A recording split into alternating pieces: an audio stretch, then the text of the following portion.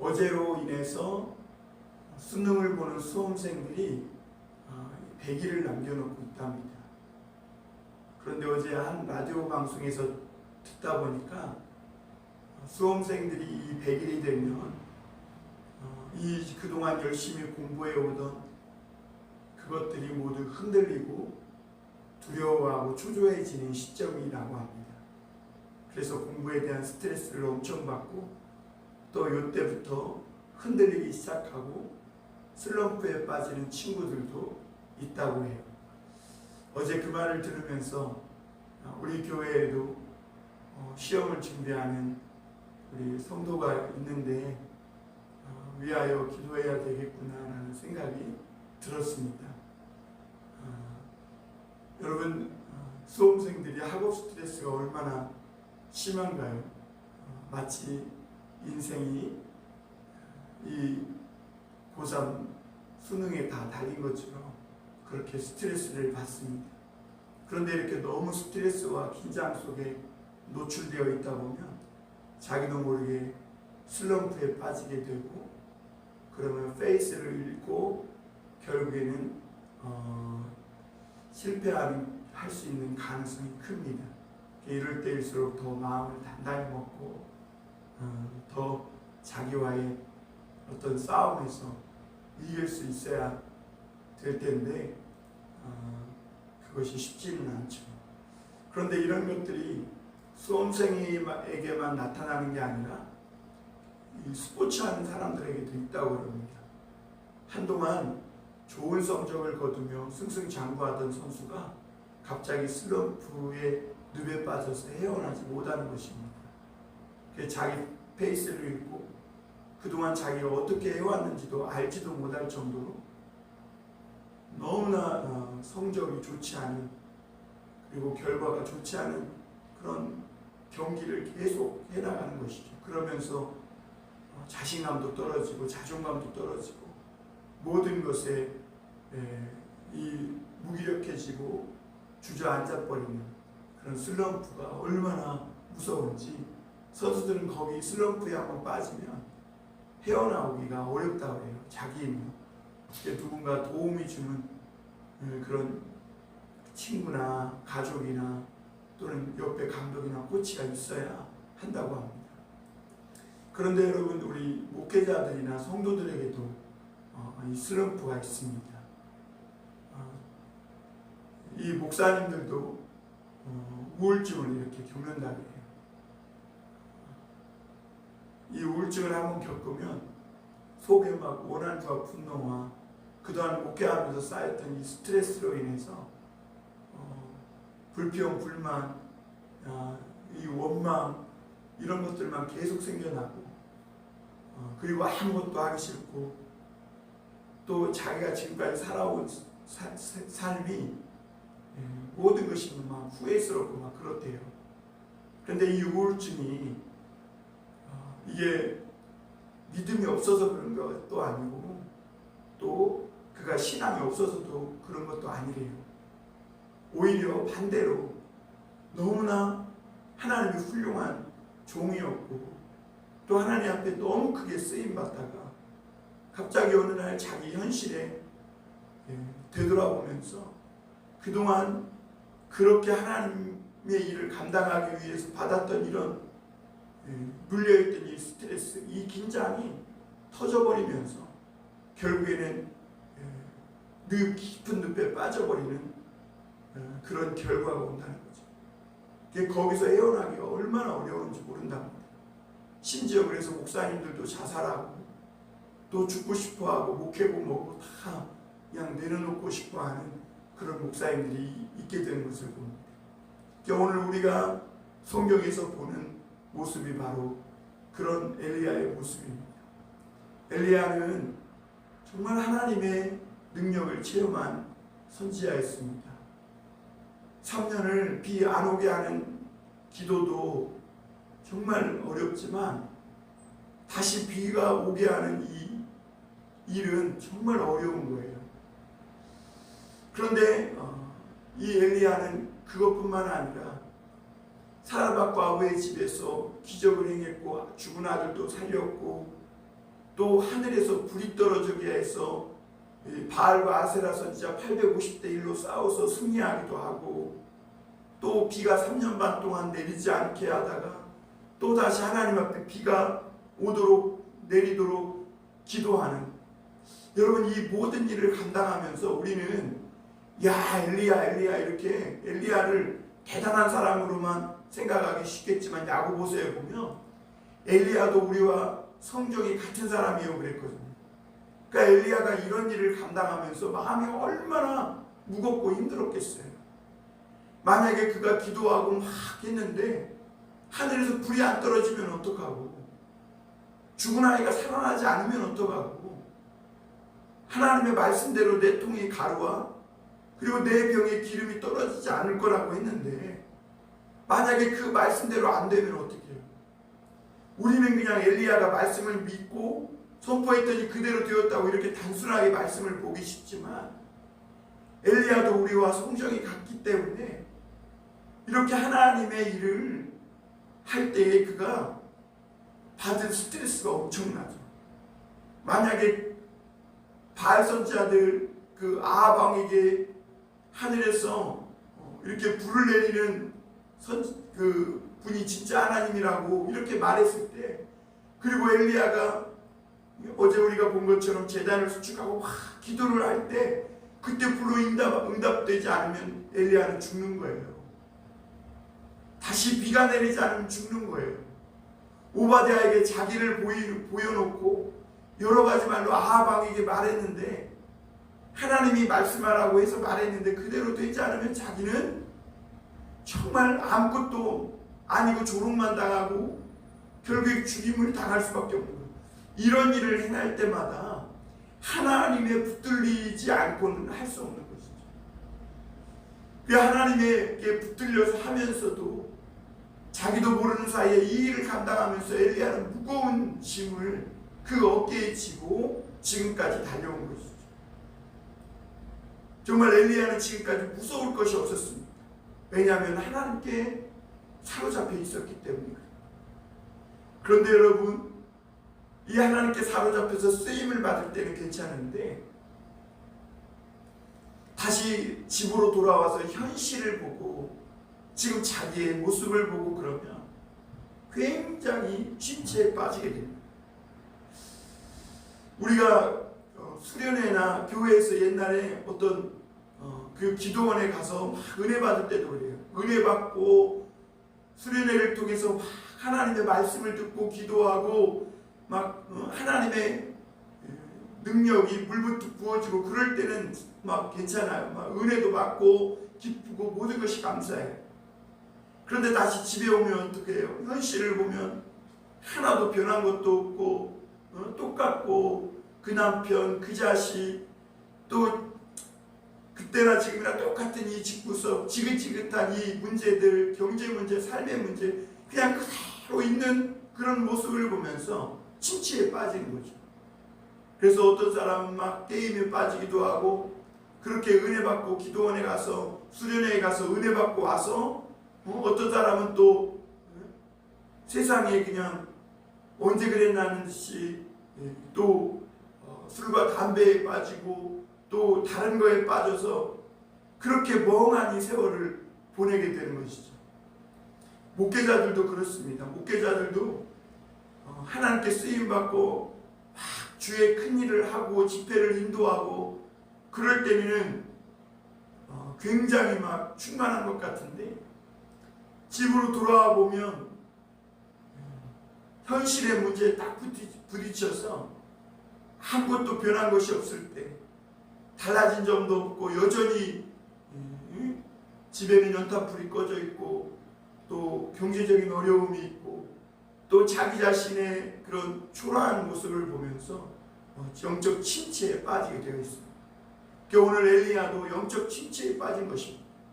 지금까지 엘리야는 사실 하나님께 붙들려서 사용되었기 때문에 그가 무거운 짐을 지고 왔지만 감당할 수 있었던 거예요.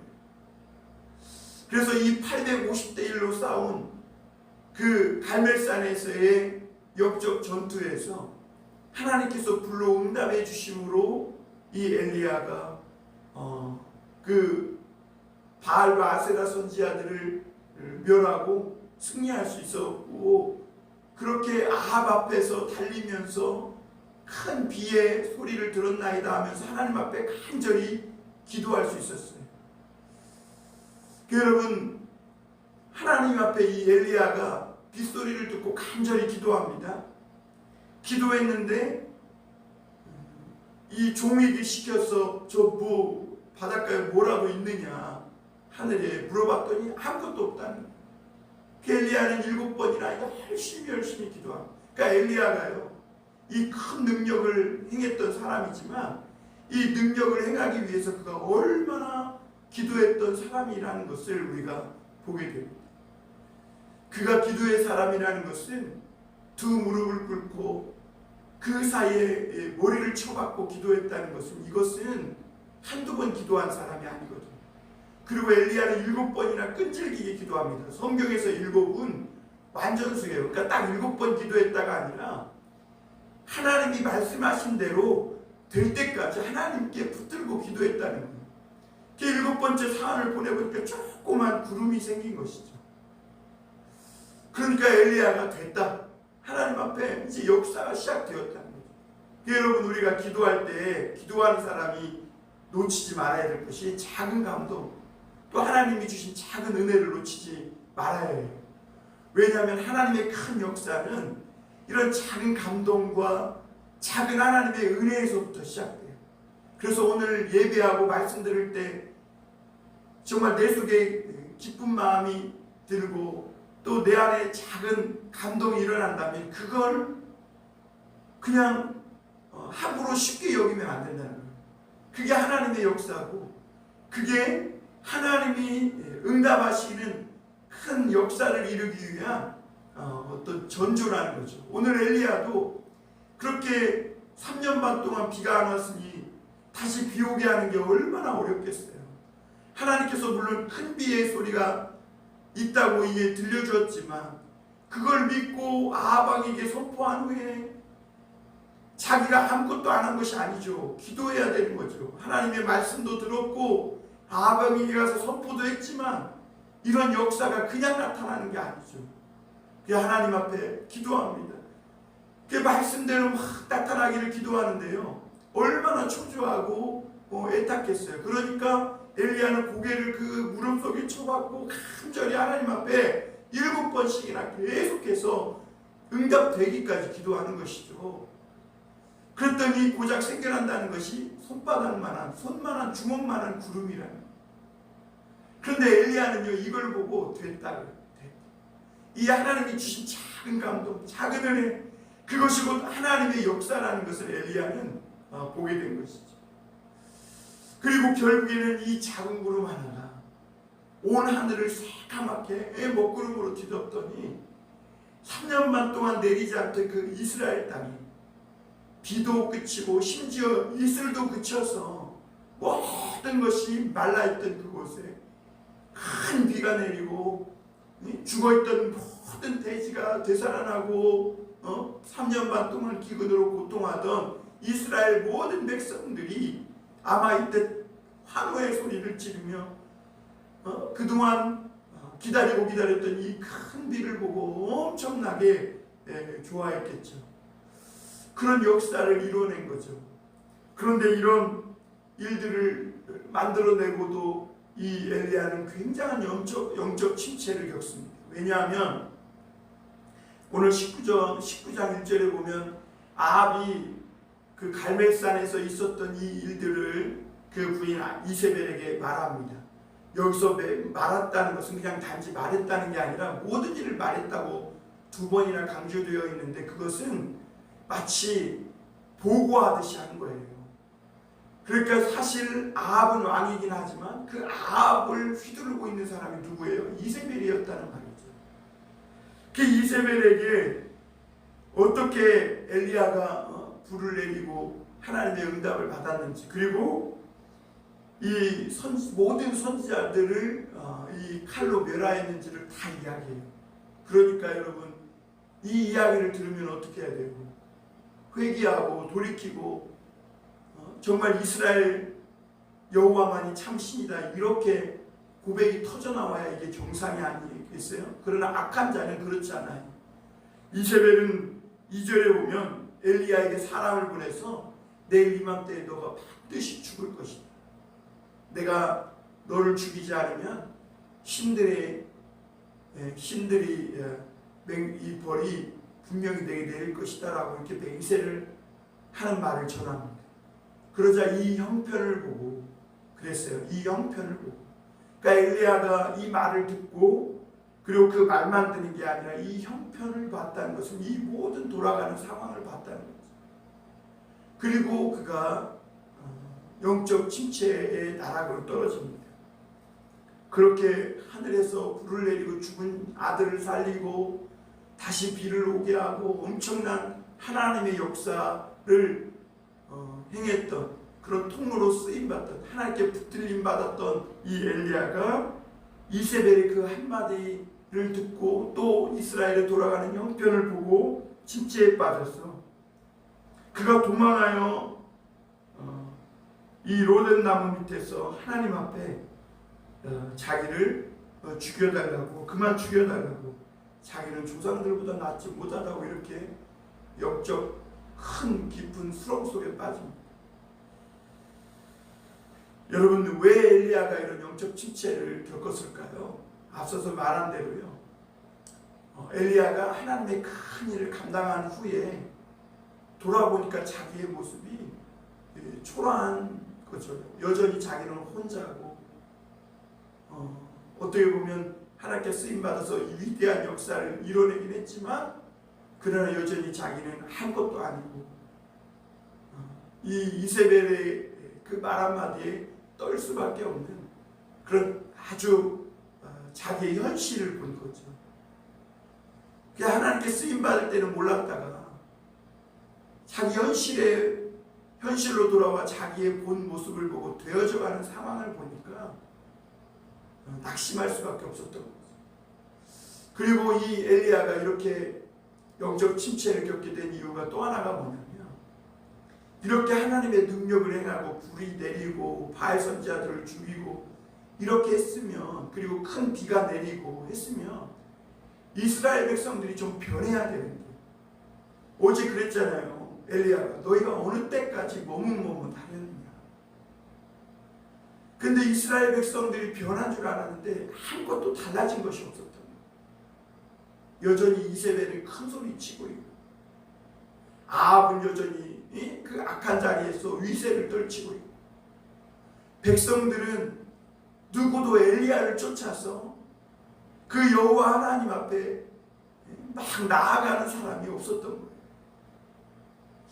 이 정도 했으면 뭔가 바뀌는 것이 있고 결과가 있어야 되는데 아무것도 이스라엘은 지금 바뀐 게 없어요. 그냥 하나님께서 하늘을 열려서 비만 내려준 거예요.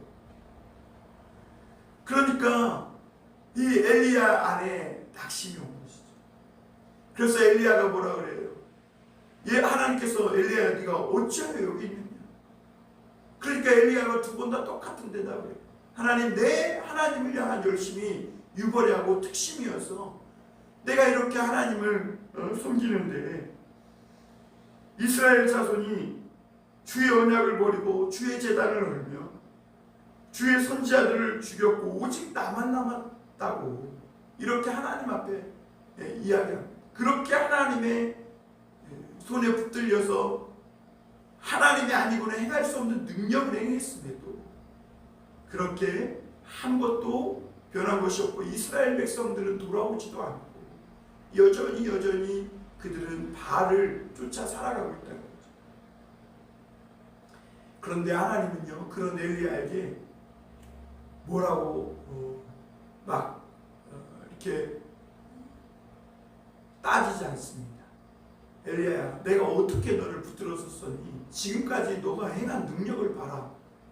네가 지금까지 이렇게 큰 능력을 행하고 지금 이렇게 하늘에서 불이 떨어지고 비가 내리고 죽은 자가 살고 사르밧 과부의 그 양식이 떨어진 이런 기적과 능력을 너가 보고도 지금 너가 이렇게 누워 엎어져서 그렇게 누워서 죽기를 구하고 그럴 수 있느냐? 막 하나님은 따지거나 야단치거나 그러지 않았어요. 그냥 엘리야에게 하나님 떡과 물을 준비해서 먹이시고 그리고 푹 자게 하셨어요. 여러분, 영적으로 이 탈진 상태가 온 사람은요, 무슨 말을 해도 들을 수가 없어요. 그런 사람에게 정말 필요한 것은 하나님의 위로와 은혜 속에서 그냥 먹고 자는 거예요. 먹고 자는 거예요. 먹고 일어나, 먹고 자고 또 일어나, 먹고 또 자고. 여러분, 우리가 막 뭐에 대해서 막 분노가 생기고 힘들고 스트레스를 받아 지쳤을 때 막 마음이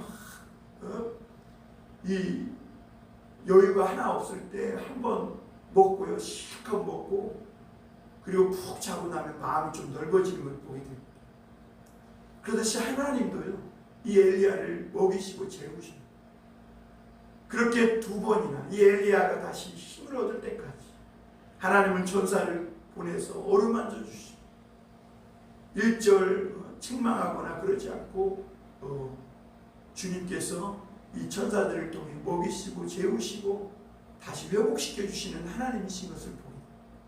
마치 주님께서 부활하신 후에 낭망하고 의기소침해 있는 제자들을 찾아가 아침에 조반을 지어주시고 먹이시고 그들에게 위로해 주시고 베드로에게 베드로야 내가 나를 사랑하느냐 물으시면서 주님의 그 사랑의 손길로 위로해 주었던 것처럼 그렇게 하세요. 왜 그러냐? 내가 갈 길을 다 가지 갈 길을 다 가지 못할까 염려함이라 이렇게 주님께서 말씀했어요.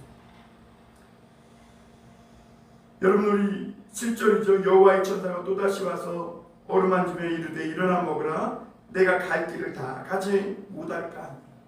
하나님은 이렇게 엘리야를 위로해 주세요. 오늘 엘리야가 다시 일어나 하나님의 산 호렙에 이릅니다. 그리고 하나님께서 다시 그에게 나타나서 엘리야야 네가 어찌하여 여기 있느냐 묻습니다. 왜냐하면 이 엘리야가 다시 힘을 얻고 하나님의 산 호렙에 이르긴 했는데 그곳 굴에 들어가 있어요. 깊은 굴에 들어가 있는 이 굴은 어떤 굴이에요? 자기 심연의 굴이고 아직도 밖에 나와서 무언가를 할 수 있는 상태가 아닌 거죠. 그러자 이 엘리야는 하나님 앞에 자기에게 열심히 있었고 그런데 아직도 이 이스라엘 백성들은 변한 것이 없고 그리고 자기만 남았다고 굉장히 자기 안에 있던 낙심하는 그런 마음을 주님께 아뢰입니다. 그러자 주님께서 엘리야에게 산 앞에 서라 이렇게 말씀하신 후에 강한 바람도 보내고 지진도 보내고 불도 보내는데 하나님이 그 지나가셔요. 여러분, 지진이나 강한 바람 이런 것이 어떻게 올 수 있겠어요? 하나님이 보내시니까 오는 거죠. 그런데 그 속에 하나님이 계시지 않아요. 강한 바람 속에 막 지진 속에 하늘에서 불이 떨어지고 막 이런 거에 하나님이 계시냐? 하나님이 그 모든 것이 다 지나간 후에 엘리야에게 세미한 음성을 들려주세요. 그리고 하나님께서 엘리야에게 말씀해 주시고 다시 그에게 사명을 붙들어 주셔서 그가 이제 해야 할 일을 말씀해 주시는데 오늘 15절에 보면 예후에게 기름 붓고 아람 왕에게 기름 붓고 예후에게 기름 붓고 엘리사에게 기름 부어라. 하나님께서 이스라엘을 심판하시겠다는 것. 이런 역사를 하나님의 놀라운 역사를 보고도 믿지 않은 그런 사람들을 심판하시겠다는 거죠. 그리고 그러나 그 중에 바알에게 무릎 꿇지 아니야. 남은 자 7,000인이 있는데 그들을 구원하시겠다 이렇게 말씀하세요.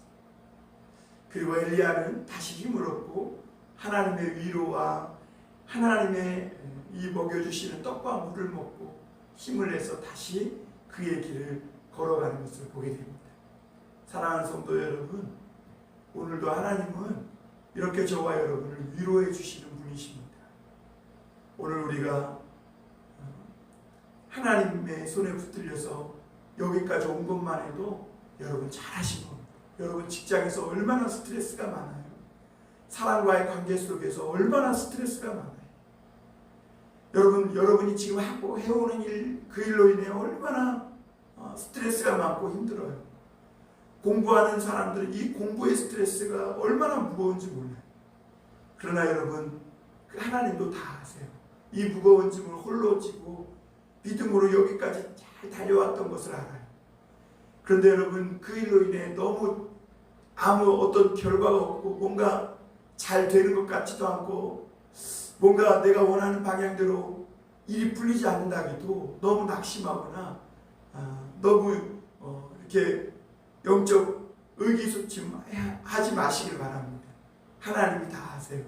그리고 하나님은 여러분들이 가야 할 길을 알고 계세요.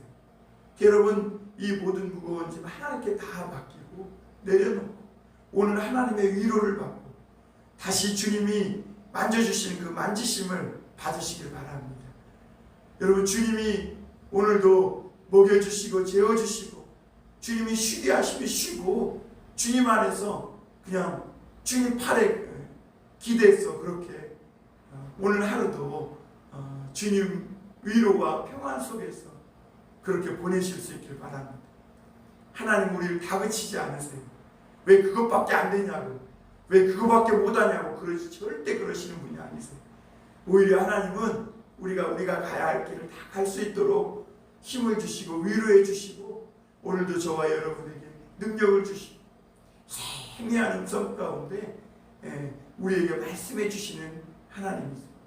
오늘도 그 하나님에게 나아가서 위로를 얻고 오늘 우리가 가야 할 길을 갈 수 있는 저와 여러분이 되었으면 좋겠습니다. 여러분, 하나님이 주신 그리고 작은 감동들, 작은 기도의 제목들, 기도의 응답들, 여러분 이렇게 무시하지 말고 그걸 소중히 여기십시오. 작은 이 손바닥만한 그 감동, 작은 은혜로 하나님의 큰 역사를 만드는 것이고 무엇보다 기도할 때요 이렇게 끈질기게 기도해야 합니다. 왜냐하면 하나님은 정말 소중하고 정말 중요한 것은 우리도 쉽게 응답해 주시잖아요. 우리도 막 열심히 목숨을 걸고 끈질기게 인내의 믿음의 기도를 드리게 한 후에 주님이 조금 응답 주세요.